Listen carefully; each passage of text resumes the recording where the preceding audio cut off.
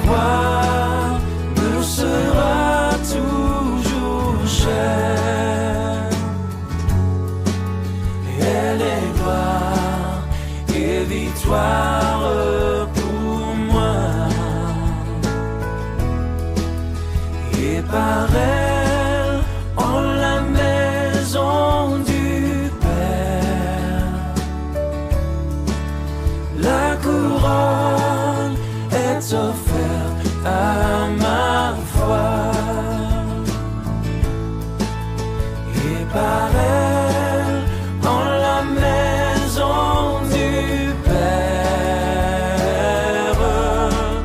la couronne est offerte à ma foi.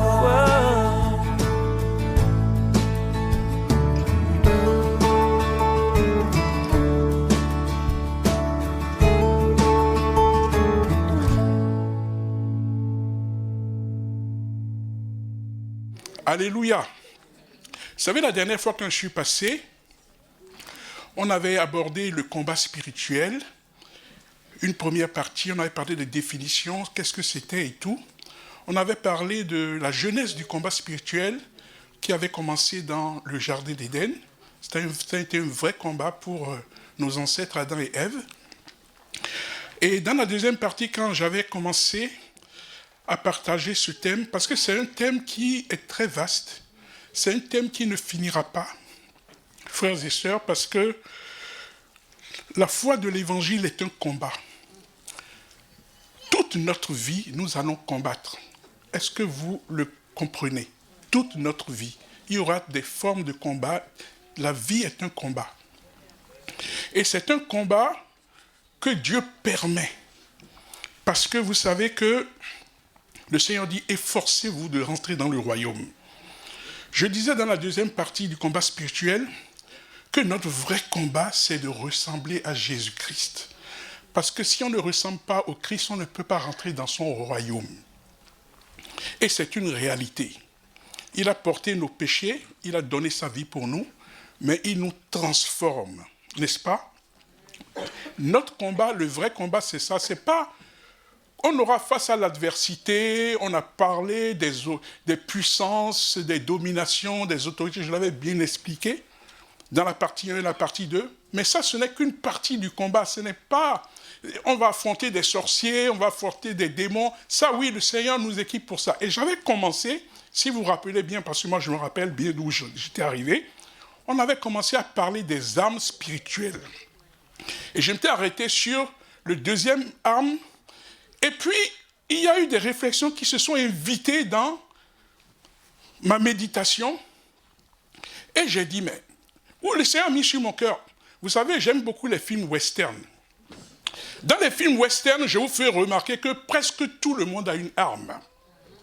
Je ne sais pas si vous avez remarqué. Pourquoi? Pour se défendre. Mais quand on te donne une arme et que tu ne sais pas t'en servir, à quoi ça va servir? Dans les films westerns, les gens s'entraînent à tirer sur les cibles, ils s'entraînent à être rapides. Pourquoi? Parce que c'est le premier qui dégaine et qui touche. Et tout le monde est en combat. Les armes que Dieu nous donne, à quoi vont-elles servir si on ne sait pas s'en servir? D'où raisonnement, il vaut mieux qu'on apprenne d'abord à combattre avant d'avoir les armes, frères et sœurs. Et c'est là que le Seigneur a mis sur mon cœur une autre direction par rapport à notre thème sur le combat spirituel.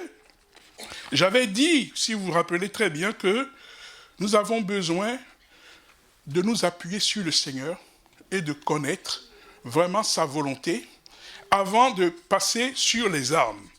Et c'est pour ça que je vais vous parler de cet aspect.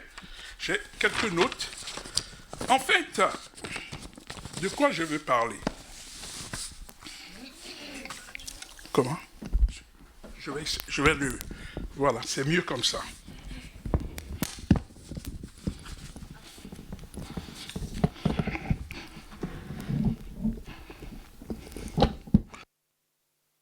Les armes sont efficaces quand on sait s'en servir. Vous savez, lorsque David s'est retrouvé face à Goliath, Saül lui a donné ses armes et il n'a pas pu s'en servir. Il avait besoin juste de sa fronde et de quelques bonnes pierres bien choisies. Vous le lirez dans la parole de Dieu. Et vous voyez qu'en Samson, il a suffi qu'il prenne une mâchoire d'âne et il a tué des centaines et des centaines de soldats philistins. Donc, il faut savoir manier les armes. Il ne suffit pas de les avoir, il faut savoir les manier. Mais avant de parler des armes, il faudrait qu'on comprenne pourquoi le combat spirituel. Parce que j'ai l'impression que je ne me suis pas bien exprimé sur cette question du combat spirituel.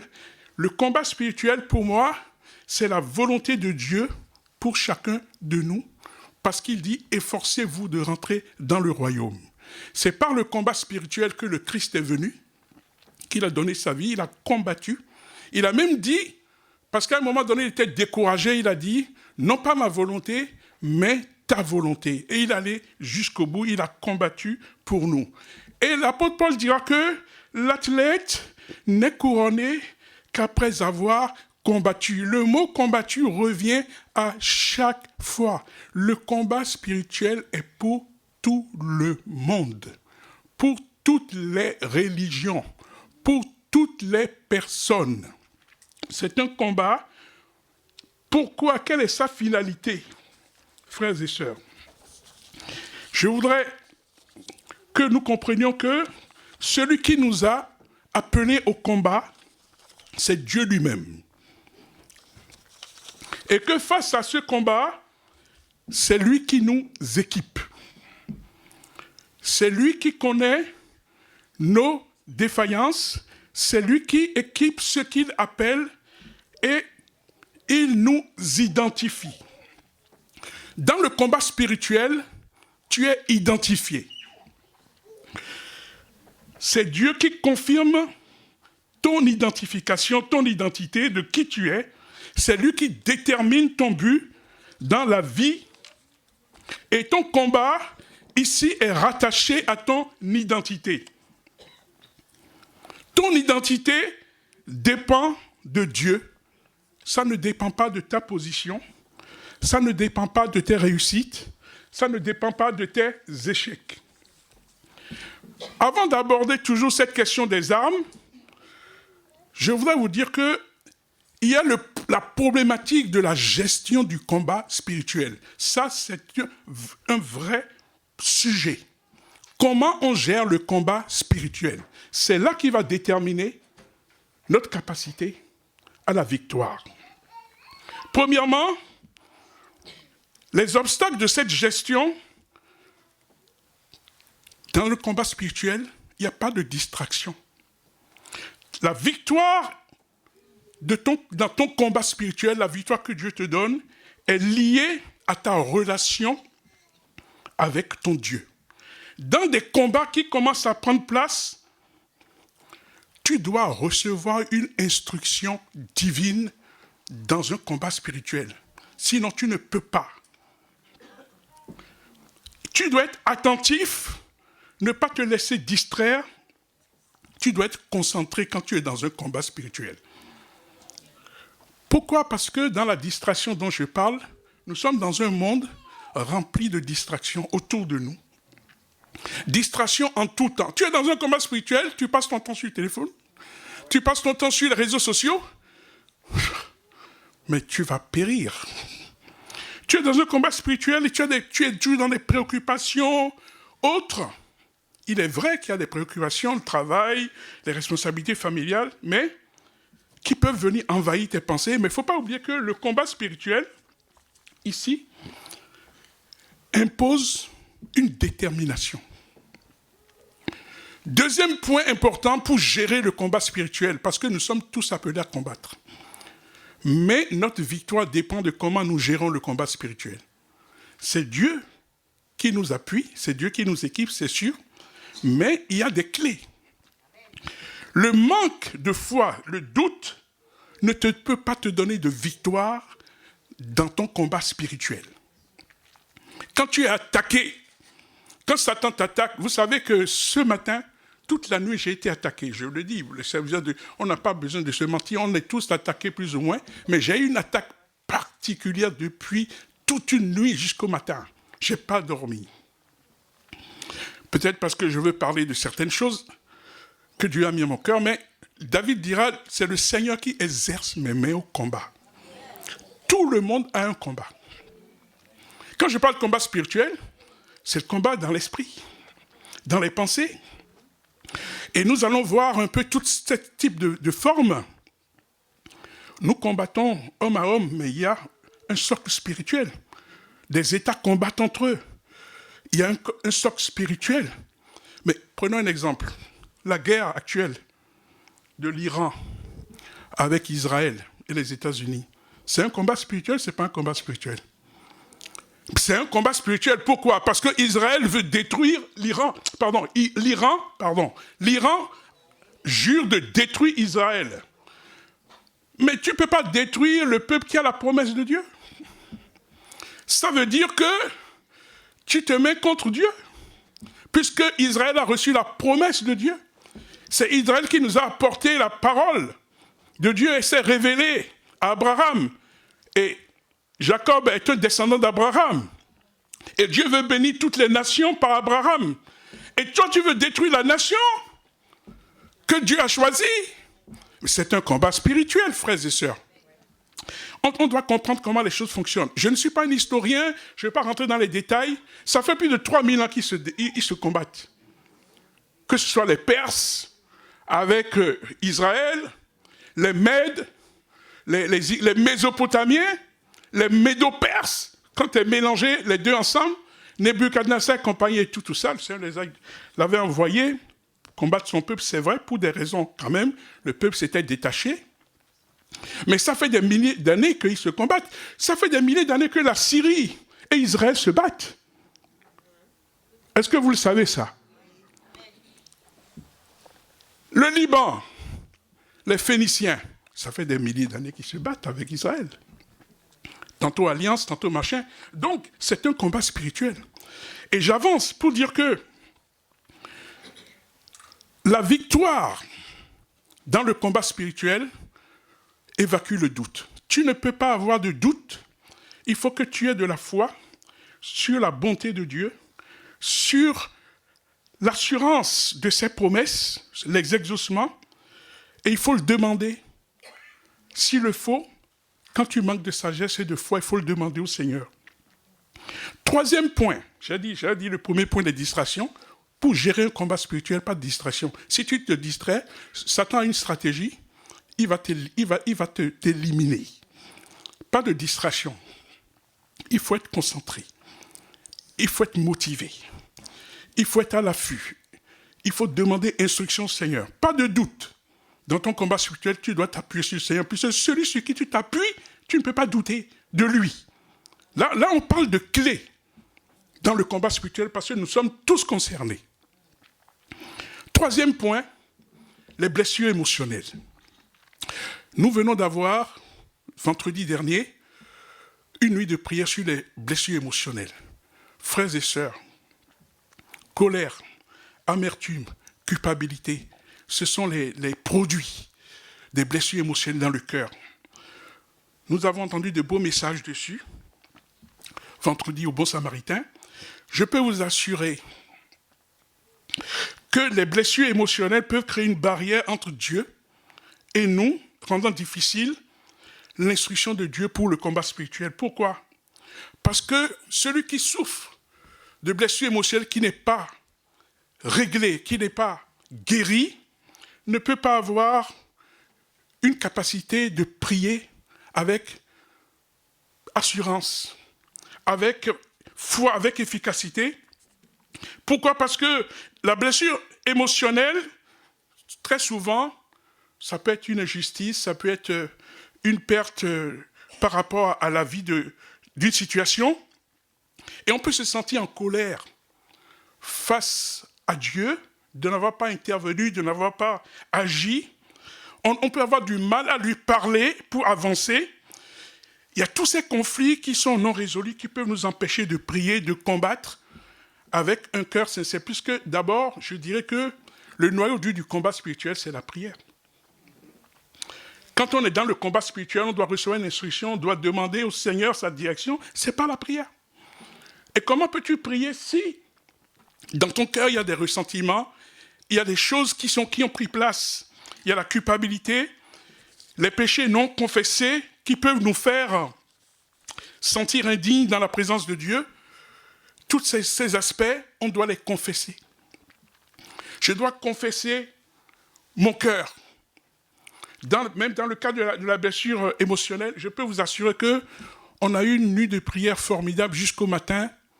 On a été vraiment bénis. Le Seigneur a rempli ses serviteurs qui nous ont apporté ça. Je pense que beaucoup de gens dans l'Église ont des blessures émotionnelles. Je parle des blessures intérieures. Beaucoup en ont. Et beaucoup ont besoin de laisser ça au Seigneur pour qu'il change, qu'il guérisse, qu'il restaure ses cœurs, parce que ça nous entrave dans la marche en tant qu'enfants de Dieu, et même dans notre liberté, dans le bien-être que Dieu nous donne. Je ne vais pas rentrer dans les détails parce qu'on n'a pas le temps, mais sachant que, vous savez, les blessures émotionnelles, c'est beaucoup de choses.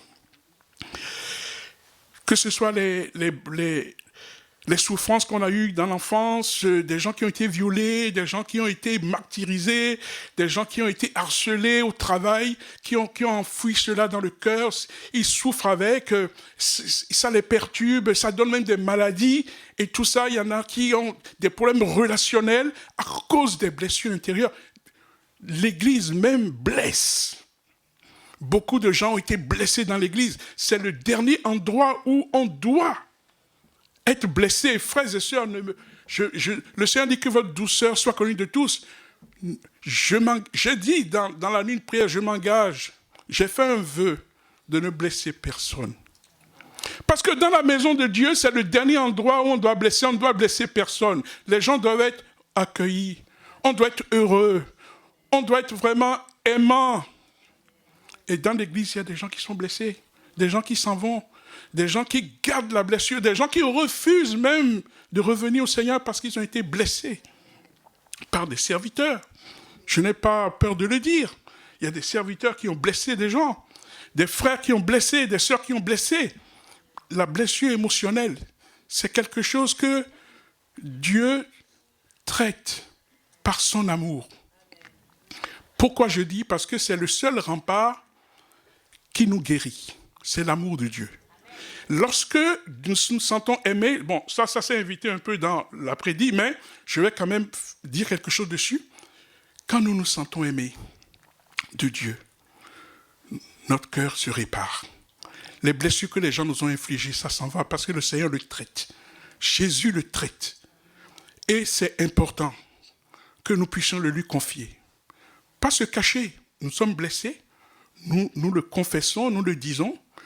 Et surtout que nous apprenons vraiment à pardonner aussi à ceux qui nous ont blessés.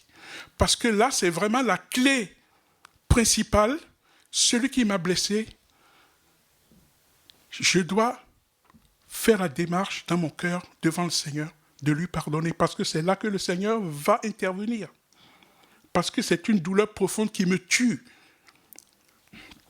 Frères et sœurs, en fait, ça fait parce que, imaginez que nous sommes blessés, nous sommes dans un combat spirituel, on ne peut pas combattre. C'est vrai, on ne peut pas combattre. On parle de la gestion du combat spirituel. Nous avons un combat, chacun de nous a un combat. Et donc, réconciliation et purification du cœur sont essentielles pour une vie de victoire dans le combat spirituel. Confesse tes péchés, car il est fidèle et bon pour te les pardonner, le Seigneur. C'est dans 1 Jean 1,9. Et ta victoire procède de là, pardonne, décide de pardonner à ceux qui t'ont blessé, puisque la parole de Dieu dit que dans le Notre Père, dans Matthieu 6, que Dieu nous pardonne nos offenses comme nous pardonnons à ceux qui nous ont offensés. Je ne dis pas que c'est facile. Je ne dis pas que c'est facile de pardonner, mais nous n'avons pas le choix. Pourquoi? Parce que le pardon, on en parlera toujours dans l'Église de Christ, le pardon nous libère. Il nous libère de la douleur. Il nous libère de la culpabilité. Il nous libère de la souffrance. Et c'est Jésus-Christ qui nous montre ce chemin le chemin du pardon, lui-même il pardonne. Et je finirai par dire, la parole de Dieu dit aussi que nous devons nous supporter les uns les autres dans Colossiens 3. La guérison intérieure demande l'aide de Jésus-Christ, qui saura nous aider efficacement et nous diriger sur le chemin de la guérison, que ce ne soit pas le plan divin. Il a tous les plans pour nous guérir, et il passe aussi par les hommes. Dans l'Église, l'Église a permis la restauration de beaucoup de gens qui sont venus à l'Église, qui étaient des je sais pas, ivrognes, je sais pas, voleurs, menteurs, tout ce que vous voulez.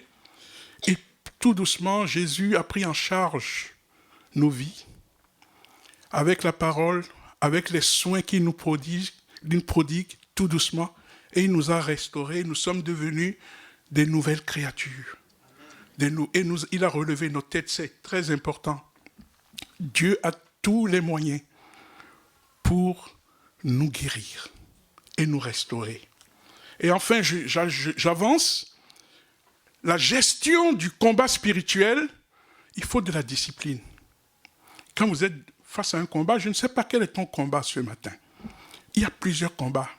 Tu peux être quand il y a des sorciers, il y a des démons, il y a des addictions, il y a la drogue, il y a la prostitution, j'en sais rien. Il y a le rejet de Dieu, il y a toutes sortes de combats spirituels. Il y a des gens des blocages, les injustices, il y a toutes formes. Je n'ai pas de liste arrêtée, mais c'est un combat. C'est un combat qui est là, qui est en face de toi, parce que pour moi, le combat, c'est quelque chose qui t'empêche d'être heureux. Quelque chose qui t'empêche de grandir dans le Seigneur. C'est quelque chose qui t'empêche de bénéficier des grâces, des faveurs. Ça t'empêche. Vous savez, moi, j'ai travaillé un peu avec les cheminots. Ce chemin de fer, il y a des voies prioritaires, il y a des voies secondaires, il y a des voies de garage. Voie de garage, le train, ils font une manipulation, ils se retrouvent dans une zone, un coin là, il est là, et personne ne sait même que le train est là. Ta vie est là, comme ça. Arrêtez. Et le combat spirituel, c'est tout ce qui vient prendre place pour nous empêcher d'être des enfants de Dieu. C'est-à-dire, quand je dis enfants de Dieu, c'est-à-dire de recevoir tout ce que Dieu a mis de côté pour nous. Les fruits de l'esprit, la joie, la paix, le bonheur. On doit voir sur toi que tu connais Dieu, tu es heureux, tu es heureuse. Et le combat spirituel vient pour t'arrêter, pour t'empêcher de faire face à ta destinée. Et je dis que la discipline, dans la gestion du combat spirituel, la persévérance, c'est important. Faire face à l'adversité sans négligence, avec une priorité de moyens, prière, rester motivé, déterminé jusqu'à obtenir la victoire. La parole de Dieu dit prier sans cesse. Et il accomplit cela dans le prier sans cesse. Le combat spirituel, je continue, et tu dois discerner la voix de Dieu des autres voix pour l'instruction dans le combat spirituel. Vous savez, le Christ dit dans Jean 10, verset 27, « Mes brebis entendent ma voix et elles me suivent. » L'enfant de Dieu doit apprendre à reconnaître la voix de son Dieu parmi toutes les voix qui l'entourent. Est-ce que vous savez qu'il y a beaucoup de voix autour de nous? Il y a la voix de notre propre chair. Notre chair nous parle. Vous avez la voix du monde qui est autour de vous, qui vous influence, qui est là, qui vous juge, qui veut vous enlever votre identité. D'ailleurs, on va parler un peu. J'ai une petite anecdote pour vous sur la voix du monde. C'est une fable que beaucoup peut-être connaissent. C'est un homme qui était avec un âne et son fils, et il voyageait. Alors, qu'est-ce qu'il fait? Il met son fils sur l'âne et il voyage à côté de lui. Il passe dans un village et les gens lui disent, mais pourquoi tu mets ton fils sur l'âne? Mais toi, tu es vieux, c'est toi qui devais être assis sur l'âne, mais pas ton fils. Ils ne comprennent pas pourquoi. Lui, le vieux, c'est son fils qui est sur l'âne. Il s'est dit, mais peut-être qu'ils ont raison. Alors, qu'est-ce qu'il fait? Il fait descendre son fils et il monte sur l'âne. Ils arrivent au deuxième village, on lui dit, mais ton fils est le plus jeune, c'est lui qui a besoin d'être sur l'âne. Et toi, tu te mets sur l'âne, mais lui, il est tout petit, il n'a pas de force, il n'a pas d'énergie. Mais ce n'est pas possible. Alors, qu'est-ce qu'il a fait? Il a dit, bon, ok, ça, c'est pas grave. Il a descendu, il est monté sur l'âne avec le fils. Ils ont avancé. Arrivé dans un village qui se disent, mais vous allez tuer l'âne. Vous êtes tous les deux sur l'âne, mais vous allez le tuer. C'est pas possible. Et il s'est dit, mais qu'est-ce qu'on va faire? Alors, il est descendu, il a descendu son fils, et ils ont avancé encore sur un autre village, et lui ont dit, mais vous êtes bêtes. Mais pourquoi vous avez un âne? Si ce n'est pas pour l'utiliser, puisqu'il a respecté toutes les configurations qu'il pouvait faire. Et la morale de l'histoire, c'est quoi? C'est que tu as beau faire tout ce que tu as à faire, les gens vont te critiquer dans ce monde. Ça, c'est la voie du monde. Quel que soit ce que tu fais, tu auras des gens qui seront là pour t'influencer, pour chercher à te déstabiliser, te critiquer, te juger. Mais nous avons le Seigneur. Et c'est lui qui doit diriger. Ta parole est une lampe à mes pieds, une lumière sur mon sentier. Comment tu veux combattre dans ce monde quand autour de toi, il y a tellement d'opposition, il y a tellement d'incompréhension, il y a tellement de critiques, il y a tellement de choses. Ça, c'est la voie du monde. Et il y a la voie de l'ennemi qui ne te fait pas de cadeaux. La voie de l'ennemi, c'est le mensonge. Ah, est-ce que Dieu a vraiment dit? Ah, tu as vu, Dieu ne t'aime pas. Ces promesses ne sont pas vraies, elles tardent. Tu crois en lui, mais regarde, tu n'as rien, tu n'es rien. Ici, tu galères. Viens avec moi. Prends d'autres voies. N'est-ce pas? Je synthétise pour dire que dans le combat spirituel, la gestion du combat spirituel, il y a plusieurs voies qui nous entourent. Et ces voies veulent prendre une part, une place dans notre cœur pour nous manager, pour nous envoyer vers le garage. Et puis, il y a la voix de Dieu, douce, paisible, alignée. Je parle de discerner. Le combat spirituel, on doit discerner. Quand on a invoqué le Seigneur, Seigneur, j'ai besoin d'instruction. Comment tu sais que c'est Dieu qui te parle? Comment tu sais que l'instruction vient de Dieu? Parce qu'il y a beaucoup autour de toi de voix. Elle est douce, elle est paisible, elle est alignée. Là où nous avons un indicateur fiable, la voix de Dieu, mes brebis entendent ma voix, est alignée avec sa parole. Elle nous guide, elle nous encourage. Les caractéristiques de la... Et là, je prends un point focus pour qu'on puisse bien comprendre que la voix de Dieu doit être conforme à sa parole. Il n'y a pas de contradiction entre la voix de Dieu et la parole de Dieu. La Bible, frères et sœurs. Ce qui veut dire, comment tu peux connaître la voix de Dieu si tu ne lis pas la parole? Et là, nous avons quelque chose de solide. Ça fait partie des armes, la parole de Dieu. Et comment tu peux discerner la voix de Dieu si tu n'es pas habitué à méditer, à lire en long et en large sa parole? 2 Timothée 3,16, toute écriture est inspirée de Dieu et utile pour enseigner, convaincre, corriger, instruire dans la justice. La voix de Dieu apporte la paix. La voix de Dieu élève Jésus. La voix de Dieu produit les fruits de l'esprit. La voix de Dieu communique l'amour, la joie, la paix, la patience, la bonté, la bienveillance, la fidélité, la douceur et la maîtrise de soi. La voix de Dieu corrige dans l'amour. Quand Dieu nous reprend, c'est toujours avec amour.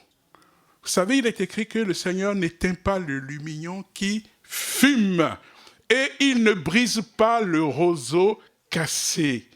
Dieu nous corrige toujours avec amour et dans le but de nous édifier, de nous faire grandir. Vous savez, la parole de Dieu dit que le monde attend la révélation des fils de Dieu. Nous sommes appelés à grandir. Nous sommes des êtres spirituels. Le Seigneur nous a fait à son image. Et il nous a appelés ses enfants. Et il nous a donné le Saint-Esprit. Nous sommes devenus le temple de Dieu. Et en Jésus-Christ. Donc son objectif, son but, c'est de nous faire grandir. Que nous soyons des hommes et des femmes faits à la stature de Christ. Car le Seigneur corrige celui qu'il aime. Alors, frères et sœurs, c'est bien beau d'avoir des armes et tout, mais il faut que tu saches comment tu dois t'en servir. Le combat spirituel, j'insiste dessus, il faut du discernement, sinon tu es dans le vague, tu es dans le flou. On te porte des coups, Satan te porte des coups, tu ne sais pas d'où les coups viennent et pour quelle cause. Il te réclame parce qu'il y a un péché qui peut-être qui n'est pas confessé. Tu dois confesser pour que le sang de Jésus te couvre. Mais c'est vrai ce que je vous dis, parce qu'il y a des combats inutiles et des combats utiles. Le combat vient de Dieu, quand il le permet, c'est vrai. Mais il y a des combats inutiles, on combat pour rien. Au nom de Jésus, ça ne chasse personne, ça ne guérit rien du tout. Parce qu'il n'y a pas de discernement. Il n'y a pas de discernement. Alléluia. Tu dois passer du temps dans la parole de Dieu pour que cette connaissance des Écritures favorise ton discernement. Et c'est avec ce discernement que tu pourras après saisir les armes avec efficacité. Je te donne une épée et on est dans un combat, tu ne sais pas te servir de l'épée, elle va te servir à quoi ton épée? À rien du tout. Mais au moment où tu as pris l'épée, il y avait un mental. Tu étais préparé à prendre l'épée et tu les tailles en pièces. Tu rentres dans la mêlée, tu les tailles. Vous avez vu des films de combat là où les gens ils prennent l'épée? Vous avez vu Achille dans 3, et il fait des roulades comme ça et il tape les gens. Mais parce qu'il avait un mental, il est entraîné. À quoi bon avoir des armes si tu n'es pas entraîné? Tu dois prier pour le discernement dans la gestion du combat spirituel. Parce que là, ce que nous sommes en train de partager, c'est que dans le combat que nous avons, il y aura une différence entre ce que Dieu nous instruit, l'instruction que nous recevons. Vous savez qu'il y a des combats où on jeûne d'abord. On demande au Seigneur de révéler. Et il révèle les choses qui sont cachées, comment il faut faire. Et la victoire vient. Sinon, tu combats dans le vide.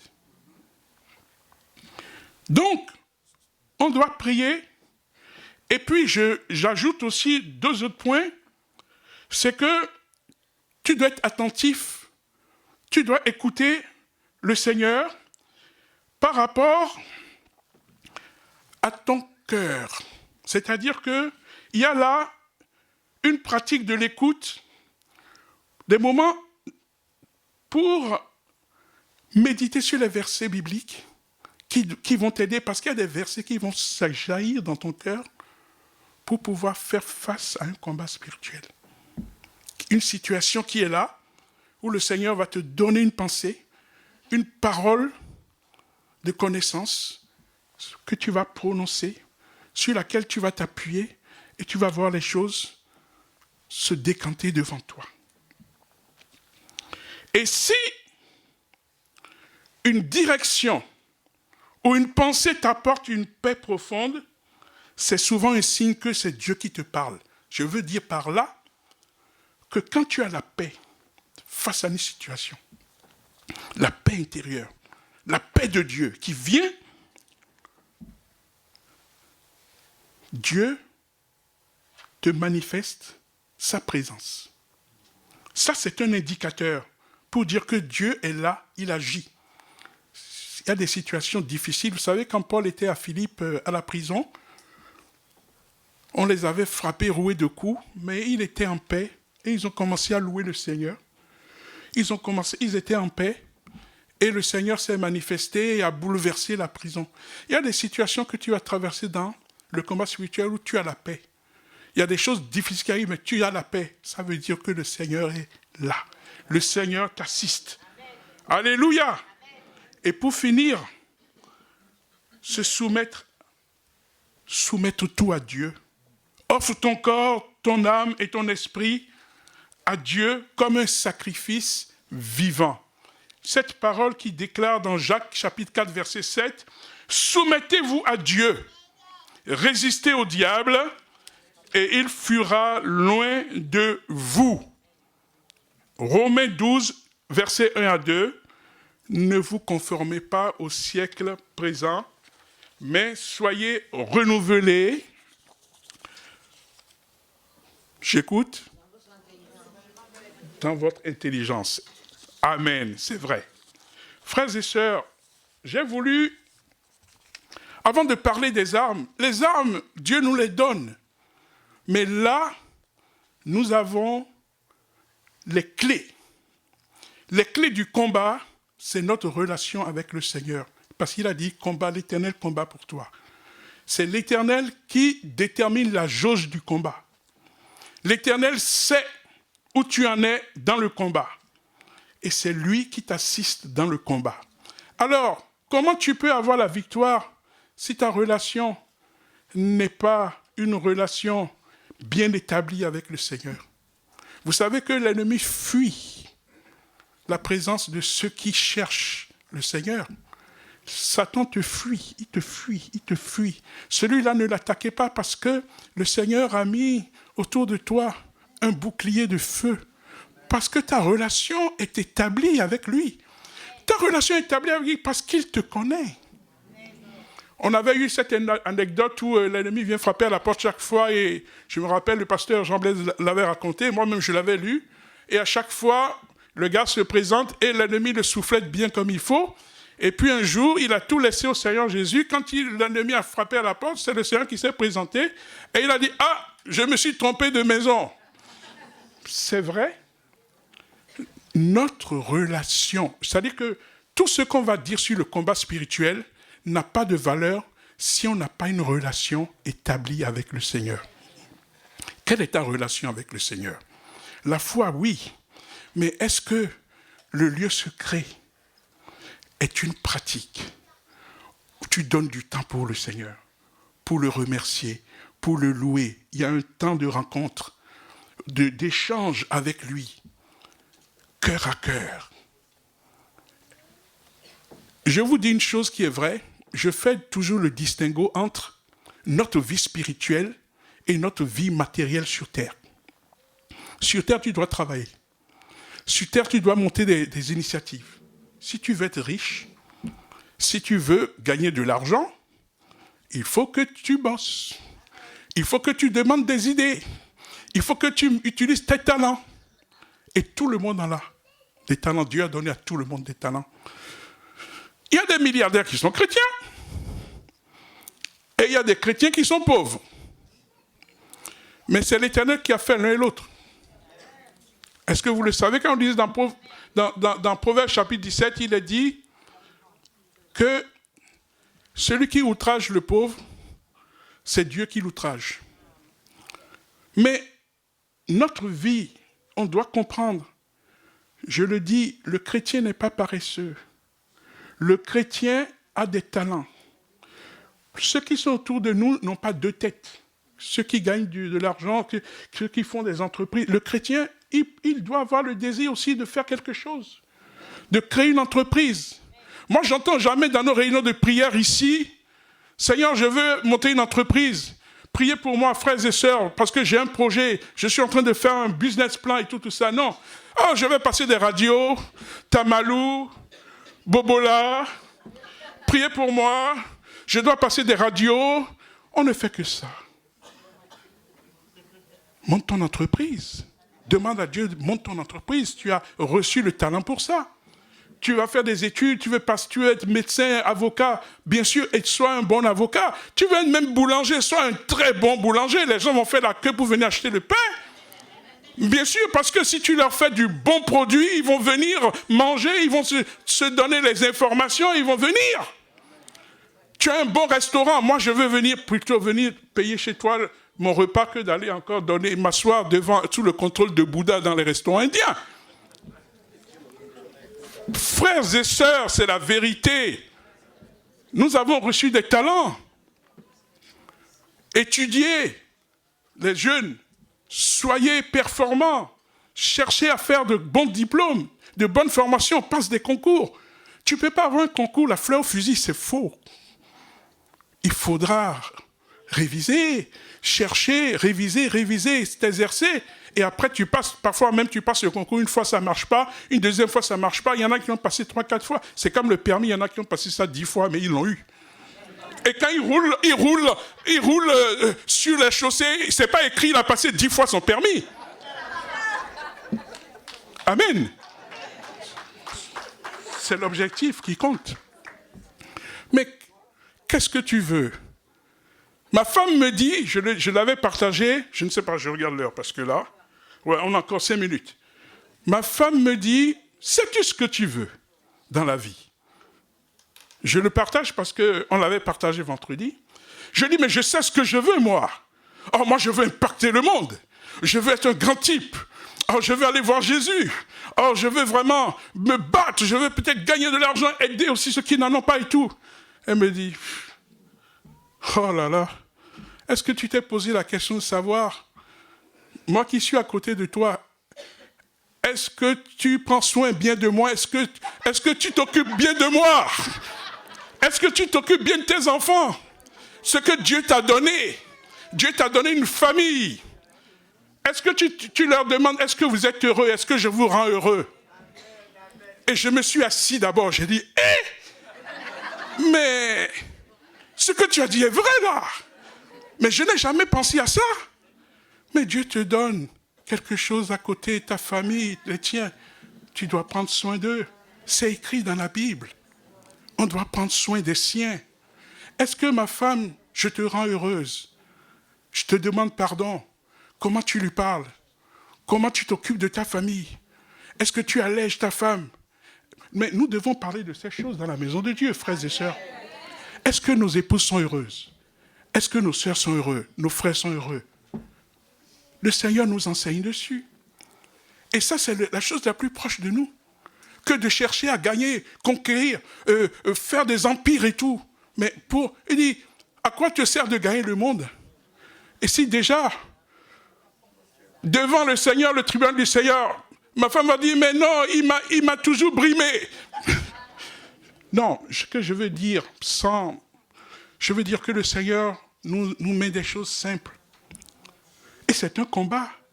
C'est un combat de rendre heureux les siens. On doit l'avoir en conscience. S'occuper des siens, leur donner cet amour. Et eux-mêmes, ils peuvent témoigner que Dieu est vrai. Il a fait l'homme et la femme pour qu'ils soient heureux. Il a fait des familles pour qu'ils soient... Il est écrit que toutes les familles de la terre tirent leur nom du Père des cieux. Est-ce que nous nous occupons bien de vous, frères et sœurs? Le pasteur va s'occuper de beaucoup de gens, mais vous savez qu'il y a des enfants de pasteurs qui sont frustrés parce qu'ils ne voient pas leur père.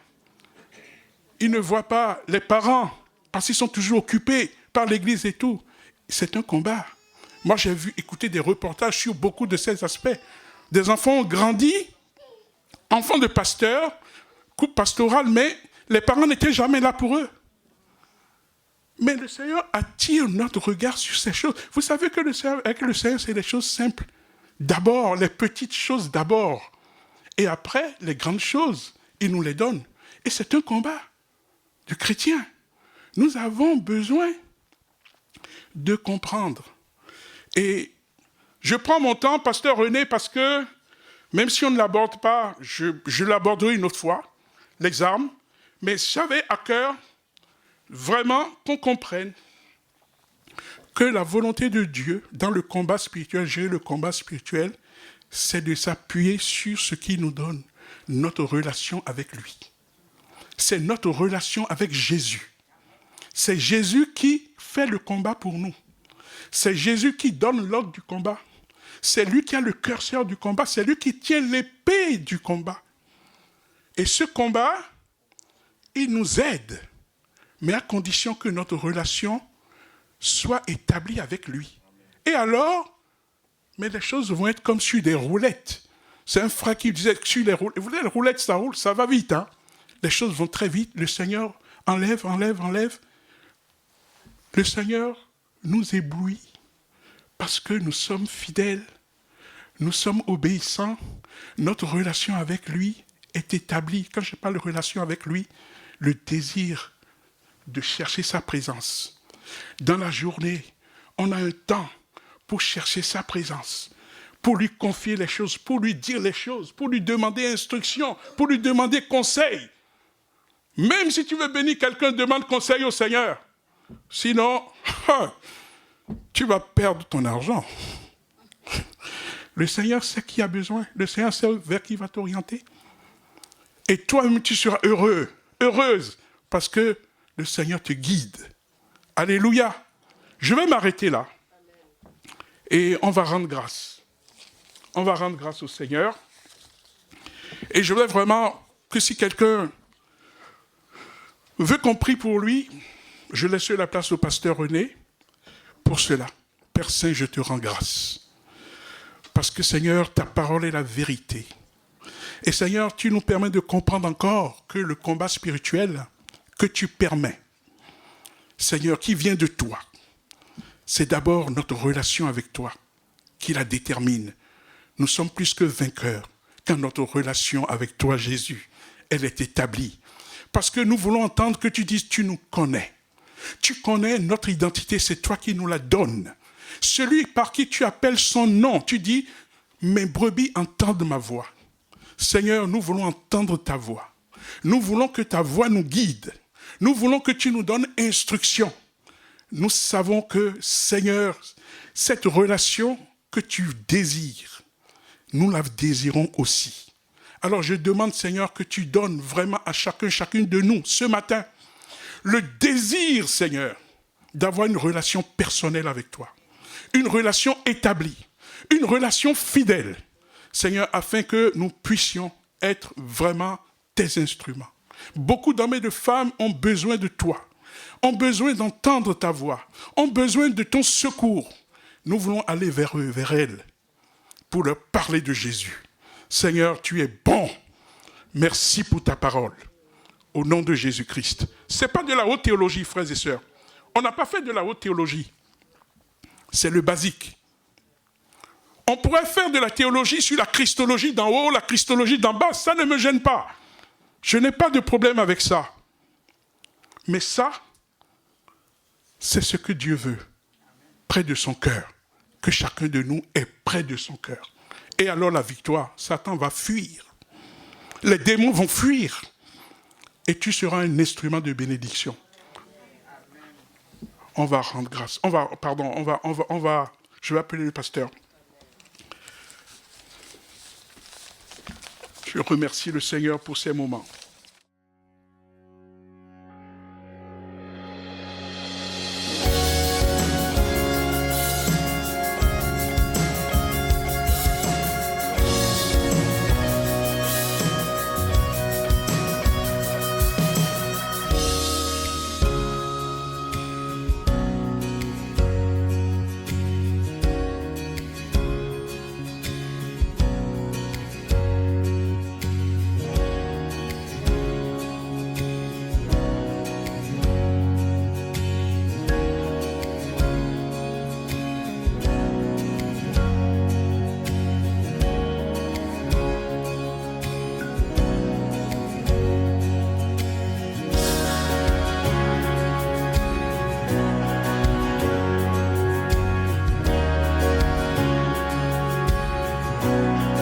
Jésus.